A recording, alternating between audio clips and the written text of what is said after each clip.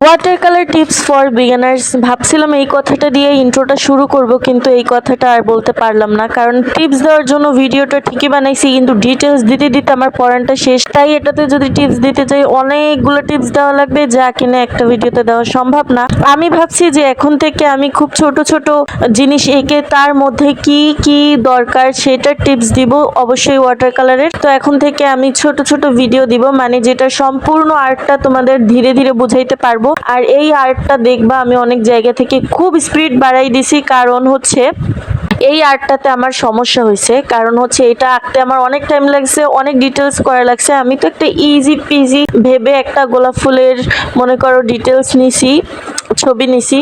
তো এই গোলাপ ফুলটা আমারে বুঝাই দিল কাউকে কখনো ছোট ভাবা উচিত না। আমি ছোট ভেবে স্কেচ করছি, কিন্তু রং করতে যাই আমার ঠেলা বের হয়ে গেছে। তো আমি এরপর নেক্সট থেকে খুব ছোট ছোট জিনিস যেগুলোতে বেশি ডিটেইলিং করা লাগবে না, অল্পতেই তোমাদের মগজে ঢুকে যাবে, যারা বিগিনার আছো অবশ্যই।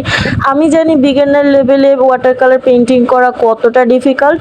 আমি তো এখনো মাঝে মধ্যে ডিফিকাল্টিতে ভুগি যে এটা এমন হলো কেন, ওইটা অমন হলো কেন। কিন্তু এই যে আমার সমস্যা যেগুলো আমি ফেস করি সেগুলো থেকে আমি কিভাবে বেরিয়ে আসি, এগুলোই আমি মূলত তোমাদের সাথে শেয়ার করতে চাই, যাতে আমি জানি অনেক বিগিনার আর্টিস্টদের হেল্প হবে। আর আজকেও আমি এইটা ভেবেই ভিডিওটা নিয়েছিলাম। আর রেফারেন্সটা আমি ভুল চয়েস করে ফেলছি, কিন্তু যেহেতু আমি এত কষ্ট করে পেইন্টিংটা করেছি, তো অবশ্যই আমি ভিডিওটা তো বানাবোই, ভিডিও মেক করবোই, আর ভিডিওটা তো ছাড়বোই, কিন্তু এটাতে কোনো টিপস নাই। I am very sorry for that, but next time I am gonna show you more and more tips for water colour.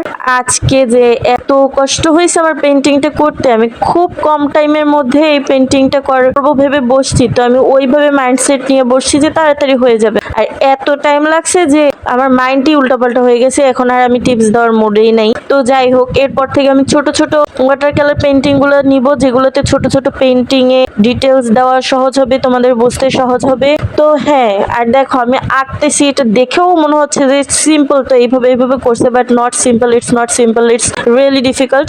তো আমি আজকেই আমি একটা বানাবো, আর এই ভিডিওটা আমি বানাইছি 2 দিন হয়েছে, আর আমি ভিডিওটাতে ভয়েস কভারও করতেছিলাম না। আমি ভাবছি কি ভয়েস কভার করবো, আমি সেটাই বুঝতে পারতেছি না। তো আমি ভাবছি টিপস ভিডিও বানাবো, আর আমি এখন কি ভয়েস কভার দিচ্ছি, তোমরা শুনতেছো, তোমাদের মাথা গরম হইতেছে যে টিপস দিবে দিবে বলে দিচ্ছে না। ওয়েল, 2টা দিয়েছি, ওই 2টা আপাতত তোমরা প্র্যাকটিস করো। আর এবার আমি যে ভিডিও আনবো সেগুলোর মধ্যে একটার মধ্যে 10টা অথবা 11টা অথবা 6টা, অ্যাটলিস্ট 5টা তো টিপস একসাথে দিয়েই দিব।